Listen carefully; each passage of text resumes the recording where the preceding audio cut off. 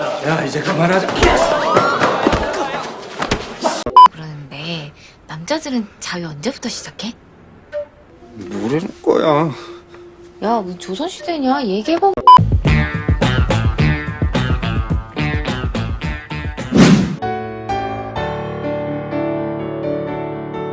Horas Lek kembali lagi di channel yang namanya agak nggak enak dilafalin ini.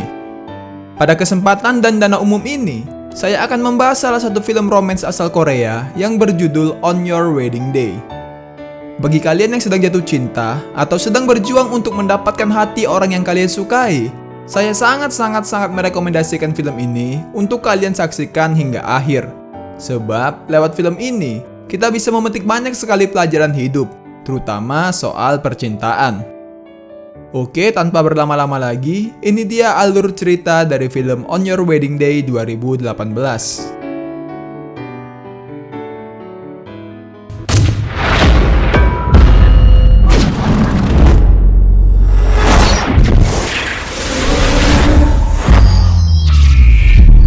All around you.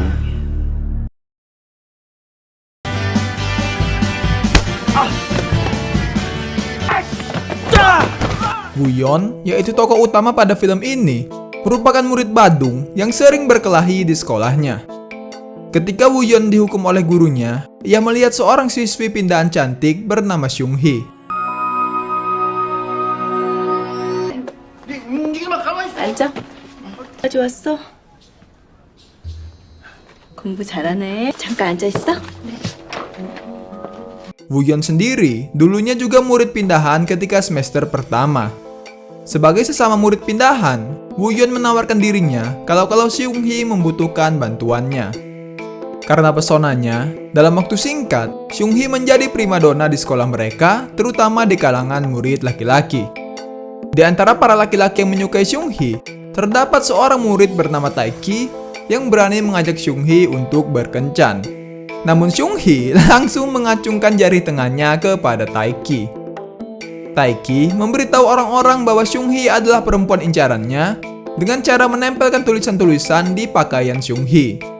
Woo-yeon yang melihat hal itu menghampiri Seung-hee dan melepaskan kertas-kertas tersebut. Seung-hee pun kesal dengan perlakuan Taeki kepadanya. Lantas, Seung-hee menawarkan Woo-yeon untuk melakukan quickie atau bolos sekolah. Namun, Woo-yeon malah mengira jika quickie yang dimaksud oleh Seung-hee adalah melakukan adegan mantap-mantap secara singkat dan spontan dengan waktu yang terbatas dan tempat yang tidak umum. Karena salah paham, tanpa pikir panjang, Woo-yeon langsung membantu Seung-hee untuk cabut dari sekolah. Seung-hee mengajak Woo-yeon untuk makan telur gulung. Sepanjang waktu, Woo-yeon terus saja minum karena ia begitu gugup. Tak terasa malam pun tiba. Woo-yeon terlihat keluar dari Indo April seusai membeli sesuatu. Seung-hee penasaran mengenai barang apa yang Woo-yeon beli. Ia pun langsung merogoh saku celana Woo-yeon secara paksa dan mendapati sebuah kondom. Seung-hee begitu heran melihatnya. Woo-yeon yang tertangkap basah hanya bisa cengar-cengir saja. Mengira Woo-yeon berniat melakukan hal mesum dengannya, Seung-hee langsung menampar Woo-yeon dengan keras. Setelah menyadari maksud asli dari Seung-hee, Woo-yeon langsung marah karena Seung-hee menggunakan istilah aneh untuk mengajaknya bolos sekolah. Seung-hee suka sekali bolos sekolah, dan setiap ia membolos, selalu ada Woo-yeon yang menemaninya. Taeki selalu saja mencoba mendekati Seung-hee. Woo-yeon yang mengetahui jika Seung-hee tidak nyaman dengan hal itu, menyarankan Seung-hee untuk berpura-pura berpacaran dengan dirinya. Dengan begitu, Taeki tidak akan mengganggu Seung-hee lagi. Seung-hee pun setuju dengan hal itu. Namun syaratnya, Woo-yeon harus berhenti berkelahi. Melihat Woo-yeon dan Seung-hee berpacaran, membuat Taeki begitu marah kepada Woo-yeon. 야, 너 앞으로 학교 생활 참 다이나믹하겠다. 약속 지켜라. 예, 알겠습니다. Keesokan harinya, Woo-yeon makan siang bersama dengan Seung-hee di kantin sekolah. Tiba-tiba Taeki melempar Woo-yeon dengan kotak susu. Tetapi bukannya marah, Woo-yeon justru tersenyum dan malah meminum susu tersebut. 뭐하냐? 없었으면 이거 네가 다 마셨어. Sejak saat itu, Seung-hee mulai sedikit tertarik kepada Woo-yeon. Mereka berdua sering menghabiskan waktu bersama-sama. Seung-hee mengatakan bahwa ketika masuk kuliah nanti, ia akan mengambil jurusan desain. Berbeda dengan Seung-hee, Woo-yeon tidak pernah memikirkan apapun tentang masa depannya. Tak lama, guru mereka melihat Seung-hee dan Woo-yeon membolos. Lalu, mereka berdua langsung berlari dari kejaran guru itu. Di sini, Woo-yeon menggenggam tangan Seung-hee dan mereka berlari bersama.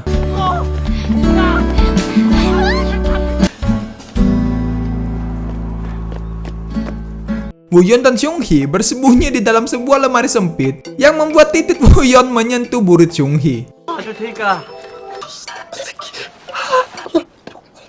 진짜 마지막 기회다.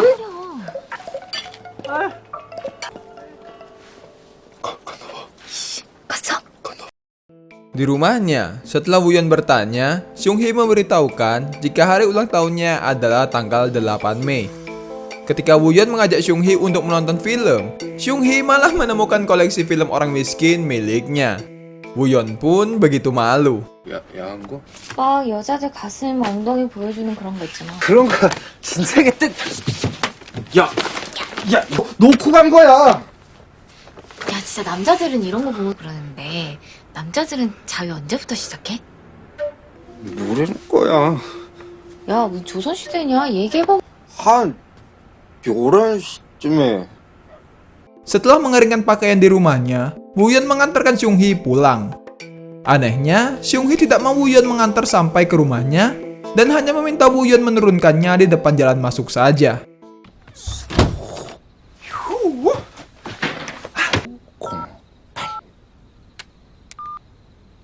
Di sekolah, Taeki datang menemui Woo-yeon untuk mengajaknya berkelahi. Sebenarnya, Woo-yeon sendiri merupakan murid berandalan yang cukup ditakuti di sekolah mereka.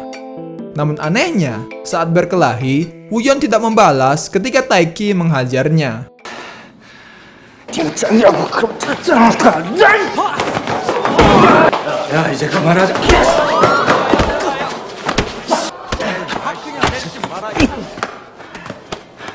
Ternyata, itu dilakukan Woo-yeon demi menepati janjinya kepada Seung-hee untuk berhenti berkelahi.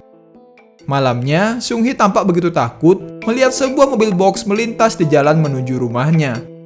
Keesokan harinya, Seung-hee hanya diam di mejanya saja sambil memasang ekspresi murung. 뭔 일인데? 진짜 좀 냅둬. 뭔지 말든지.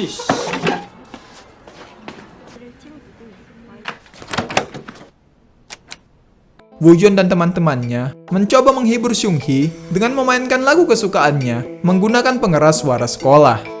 Seketika, Seung-hee yang tadinya murung menjadi tersenyum kembali.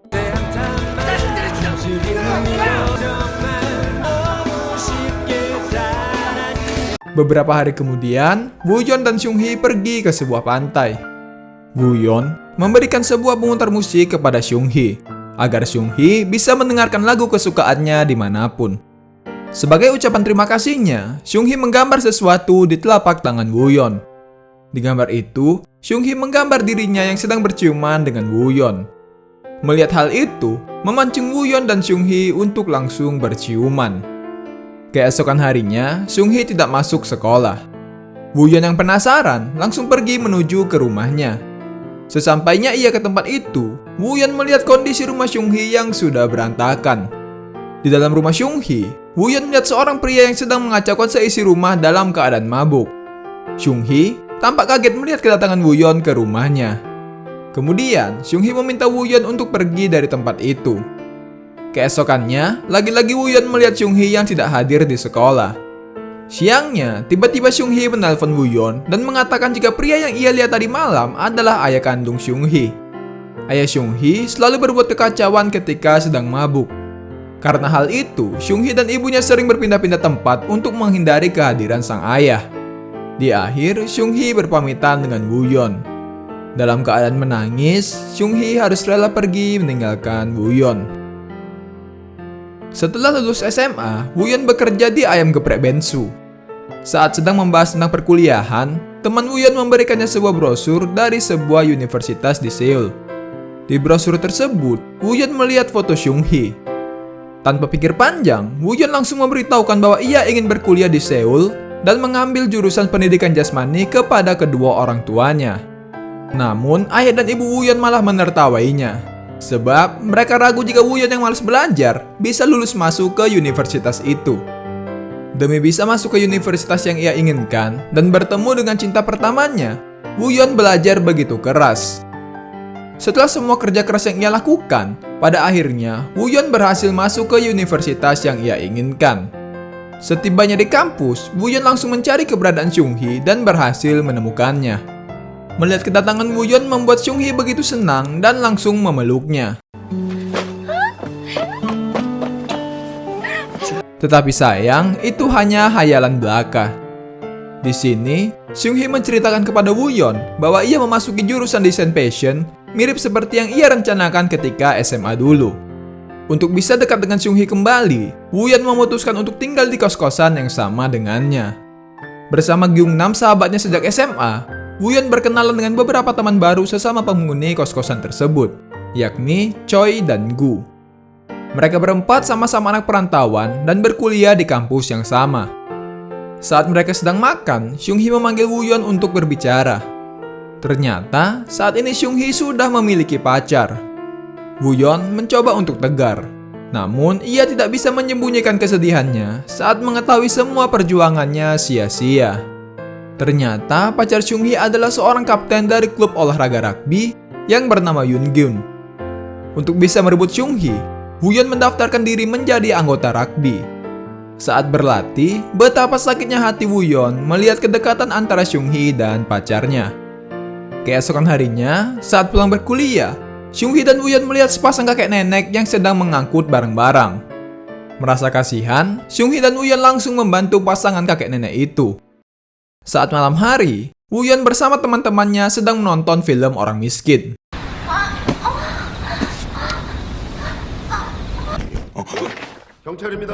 Tiba-tiba, polisi datang ke kos-kosan tersebut. Wooyeon dan teman-temannya langsung panik. 왜 그러시는데요? 가보면 알아 임마. Teman-teman Wooyeon berpikir jika para polisi mengetahui mereka sedang menonton film orang miskin dengan melacak alamat IP mereka. Anehnya, para polisi juga menangkap Seung-hee. Ternyata, para polisi menangkap Wooyeon dan Seung-hee karena mereka berdua membantu sepasang kakek nenek sebelumnya yang ternyata sedang melakukan aksi perampokan. Akibatnya, Wooyeon dan Seung-hee ditahan di dalam sel selama 1 malam hingga bukti yang menunjukkan mereka tidak bersalah telah berkumpul. Saat berada di dalam sel, Wooyeon dan Seung-hee malah saling menertawakan tindakan bodoh yang mereka lakukan sebelum ini. Beberapa hari kemudian, Wooyeon tampak terus-terusan murung karena ia tidak memiliki kesempatan untuk bisa mendapatkan hati Seung-hee lagi. Tiba-tiba, Wooyeon ingat jika hari itu adalah hari ulang tahun Seung-hee. Tanpa pikir panjang, Wooyeon langsung membelikan sebuah bunga sebagai hadiahnya. Namun sayang, betapa hancurnya hati Wooyeon saat melihat pacar Seung-hee memberikannya sebuah kalung sebagai hadiah. Wooyeon yang kesal langsung melemparkan sebuah batu hingga membuat kaca mobil pacar Seung-hee pecah. Tak terasa, 2 tahun telah berlalu. Karena patah hati yang ia alami, Wooyeon kembali menjadi pria yang pemalas seperti ketika ia masih SMA dulu. Beberapa hari kemudian, Wooyeon mengetahui jika Yoon-gyun, pacar Seung-hee, melakukan sebuah pertaruhan. Di mana, jika Yoon-gyun dan timnya memenangkan turnamen rugby, Yoon-gyun akan mengajak Seung-hee pergi jalan-jalan ke Eropa. Awalnya, Wooyeon berusaha agar timnya mengalami kekalahan. Namun, di detik-detik terakhir permainan, Wooyeon berusaha keras agar timnya memenangkan pertandingan tersebut. Semua itu ia lakukan demi bisa membuat Seung-hee terkesan dengan perjuangannya. Usaha Wooyeon berhasil dan tim mereka pun memenangkan pertandingan tersebut. Setelah pertandingan berakhir, Wooyeon yang merasa begitu kesal langsung memukuli Yoon-gyun. 5 tahun kemudian, tepatnya di tahun 2012. Kini, Wooyeon dan teman-temannya telah lulus kuliah. Sekarang, Wooyeon telah memiliki seorang pacar yang merupakan wanita cantik anak orang kaya bernama Min Kyung. Wooyeon sendiri masih berusaha untuk mengikuti ujian demi menjadi seorang guru. Untuk memenuhi kebutuhan hidupnya, ia bekerja sebagai instruktur gym. Suatu ketika, secara kebetulan, Wooyeon melihat Seung-hee lewat di hadapannya. Tanpa pikir panjang, Wooyeon langsung mengikuti Seung-hee yang ternyata sekarang bekerja sebagai model paruh waktu dan juga aktris pemula. Lewat cincin di jarinya, Seung-hee mengetahui jika Woo-yeon telah memiliki seorang pacar. Berbeda dengan Woo-yeon, Seung-hee saat ini sedang tidak berpacaran dengan siapapun. Dengan kata lain, single. Karena orang yang biasa mengantar jemput Seung-hee ke tempat syuting berhalangan datang, Woo-yeon menawarkan diri agar dirinya saja yang menjadi supir pribadi Seung-hee. Setiap di lokasi syuting, Woo-yeon yang merupakan aktris pendatang baru sering kali dimarahi oleh atasannya. Mengetahui jika Seung-hee berada di dalam tekanan di profesinya yang sekarang, Seung-hee memberikan sebuah brosur yang berisi lowongan pekerjaan sebagai seorang desainer, di mana itu merupakan mimpi Seung-hee ketika ia masih duduk di bangku kuliah dulu. Semenjak saat itu, hubungan Woo-yeon dan Seung-hee mulai dekat kembali. Sampai pada akhirnya, Woo-yeon yang saat ini masih memiliki pacar malah terkesan sedang berselingkuh dengan Seung-hee. Menyadari jika dirinya masih begitu mencintai Seung-hee, Woo-yeon memutuskan untuk mengakhiri hubungannya dengan Min Kyung, pacarnya yang sekarang. Setelah menyandang status single, Woo-yeon kembali serius untuk mendekati Seung-hee lagi. Woo-yeon memberitahukan Seung-hee bahwa ia telah putus dengan Min Kyung. Di lokasi syuting, tiba-tiba sebuah besi jatuh ke arah Seung-hee. Untung saja, Woo-yeon berhasil menyelamatkannya. Namun karena kecelakaan itu, membuat Woo-yeon cedera dan harus menunda ujiannya untuk menjadi seorang guru sampai tahun depan. Seung-hee yang luluh dengan pengorbanan yang dilakukan Woo-yeon akhirnya kembali membuka hati untuknya. Sejak saat itu, akhirnya setelah sekian lama, Woo-yeon pun berhasil berpacaran dengan Seung-hee. 키스하고 싶어. Woo-yeon menjalani hari-harinya dengan begitu bahagia bersama dengan wanita yang begitu ia cintai. Entah kenapa, saya juga ikut senang melihat semua perjuangan Woo-yeon akhirnya terbayarkan.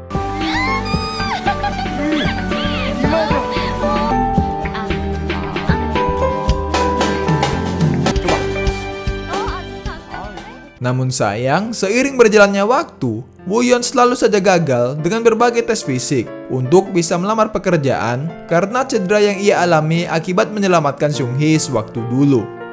Berbanding terbalik dengan dirinya yang gagal, Seung-hee saat ini telah menjadi seorang desainer yang cukup sukses. Pada suatu malam, Woo-yeon dan Seung-hee pergi minum tua bersama para sahabat mereka di tempat kos dulu. Choi, sahabat mereka, memberitahukan jika ia akan segera menikah. Anehnya, Woo-yeon yang sedang dalam kondisi mabuk malah bercerita tentang perceraian. Melihat hal itu, Seung-hee pun sadar jika Woo-yeon frustasi akibat sulit mendapatkan pekerjaan dikarenakan cedera yang ia alami ketika menyelamatkan Seung-hee dulu. Seung-hee pun tahu jika Woo-yeon merasa iri dengan pencapaian dan kesuksesan yang diraih oleh teman-temannya sekarang. 여기가 그렇게 갑자기 오고 싶었어? Ketika sedang berkencan, Seung-hee yang sudah sukses menjadi seorang desainer memberitahukan Woo-yeon jika perusahaan tempat dirinya bekerja akan mengirimkannya ke Belgia selama 3 tahun. Bukannya sedih atau apa, Woo-yeon malah dengan entengnya menyetujui jikalau Seung-hee memang ingin berangkat ke luar negeri. Beberapa hari kemudian, ayah Seung-hee yang dulu sering membuat kekacauan dalam hidupnya dan juga sang ibu telah meninggal dunia. Setelah menghadiri pemakaman, Woo-yeon mencurahkan isi hatinya kepada Geun-nam, sahabat baiknya. Woo-yeon mengatakan jika ia sempat berpikir menyesal telah bertemu dengan Seung-hee. Sebab jika saja dulu Woo-yeon tidak mengalami cedera akibat menyelamatkan Seung-hee, saat ini pasti ia sudah memiliki pekerjaan yang bagus. Hal ini mungkin saja terjadi, mengingat Woo-yeon memiliki wajah yang tampan, kemampuan atletik di atas rata-rata, dan memiliki otak yang cukup cerdas, karena bisa masuk ke Universitas Seoul yang memiliki tingkat kesulitan cukup tinggi hanya dengan belajar dalam kurun waktu yang terbilang cukup singkat. Sialnya, Seung-hee mendengar perkataan tidak menyenangkan yang terucap dari mulut Woo-yeon itu. Tentu saja, Seung-hee begitu terpukul mendengarnya. Bahkan, Seung-hee mengatakan jika Woo-yeon sangat mirip dengan ayahnya, pria yang cukup ia benci. Di mana ayah Seung-hee selalu menyalahkan ibunya ketika sesuatu di dalam hidupnya tidak berjalan dengan baik. Karena takut mengalami hal yang sama dengan ibunya nanti, Seung-hee memutuskan untuk mengakhiri hubungannya bersama Woo-yeon.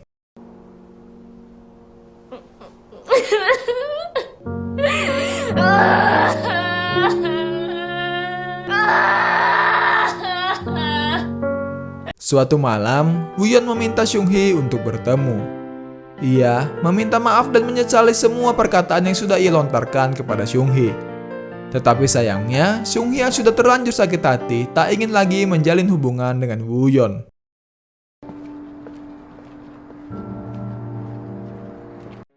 Bertahun-tahun kemudian, Woo-yeon akhirnya telah berhasil menjadi seorang guru olahraga. Saat di kelas, tidak ada murid Woo-yeon yang memperhatikan ketika dirinya sedang memberikan pelajaran. Murid-murid Woo-yeon lebih tertarik dengan kisah cintanya yang menurut rumor terbilang sangat dramatis. Woo-yeon pun menceritakan semua hal mengenai keseluruhan kisah tentang hubungan dirinya dan juga Seung-hee, cinta pertamanya. Ketika pulang mengajar, Woo-yeon secara tidak sengaja melihat foto Seung-hee bersama pacar barunya di Facebook. Lalu scene pun berlanjut ke tahun 2018. Saat Woo-yeon sedang mengajar, Seung-hee yang baru pulang dari Belgia datang menemuinya. Tujuan Seung-hee datang ke tempat itu adalah untuk memberitahukan jika ia akan segera menikah. Tentu saja hal ini membuat Woo-yeon begitu sedih. Namun ia mencoba untuk tegar ketika berada di hadapan Seung-hee. Saat malam harinya, barulah Woo-yeon melampiaskan rasa patah hatinya dengan minum-minum hingga mabuk berat bersama ketiga sahabat baiknya, yakni Geum-nam, Choi, dan Gu. Demi menghibur Woo-yeon yang tengah mengalami patah hati yang begitu berat, ketiga sahabatnya menemani Woo-yeon untuk pergi ke tempat terpencil dan memancing ikan.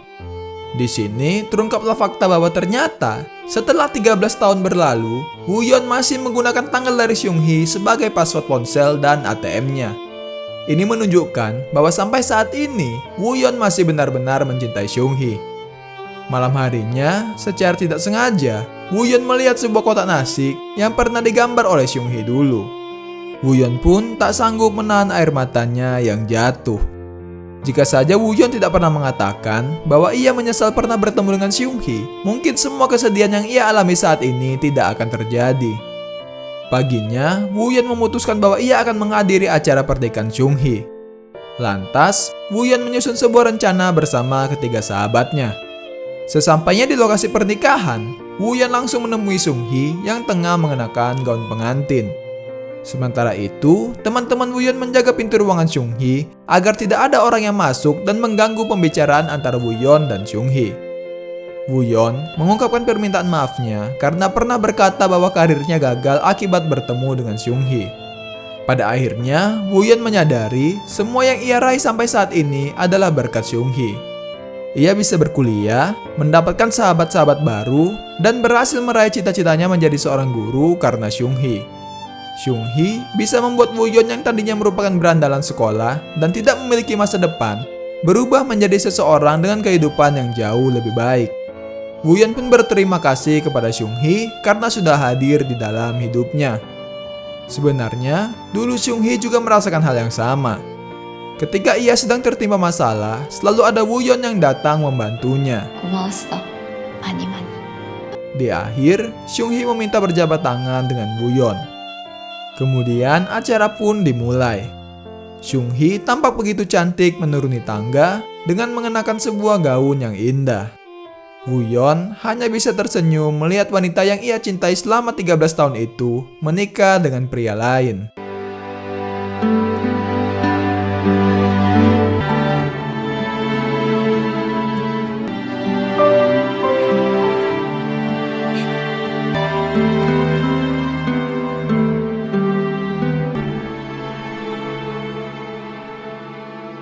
Lalu film pun berakhir.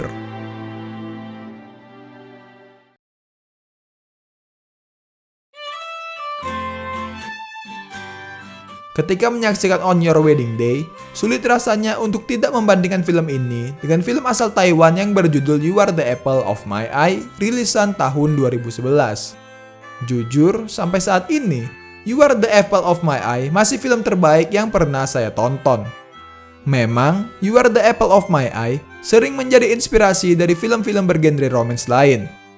Seperti film asal Jepang yang berjudul Anokoro Kimi wo Oikaketa rilisan tahun 2018, film asal Indonesia yang berjudul Crazy Love rilisan tahun 2013, dan juga film yang saya bahas saat ini, yaitu On Your Wedding Day rilisan tahun 2018. Oke, karena videonya sudah terlalu panjang, maka akan saya akhiri sampai di sini saja. Mohon maaf jika terdapat banyak kesalahan dalam proses penceritaan saya. Terima kasih telah menonton. Assalamualaikum warahmatullahi wabarakatuh.